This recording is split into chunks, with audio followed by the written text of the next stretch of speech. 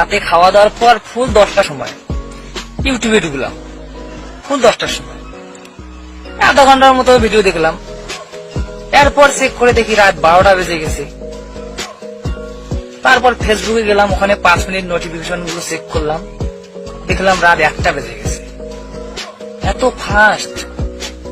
রাগ হয়ে সকাল 7টায় অ্যালার্ম দিয়ে ঘুমিয়ে পড়লাম। 7টায় অ্যালার্ম যখন বাজলো, অ্যালার্ম বন্ধ করে 5 মিনিট পর উঠলাম ঘুম থেকে। তো দেখি সকাল 9টা বেজে গেছে। তো বুঝলাম যে হ্যাঁ, আমার ফোনের সমস্যা হচ্ছে, ফোনটা খুবই ফাস্ট হয়ে গেছে, একটা সময় খুবই দ্রুত চলে।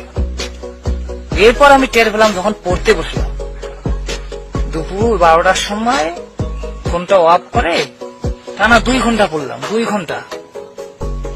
এরপর ফোনটা অন করে দেখি 12টা 10 বাজে। আমি তো পুরাই হ্যাং, পড়াশোনা করলাম 2 ঘন্টা, আর এ বলতেছে 10 মিনিট। না, আমি আর এই ফোন রাখতেছি না।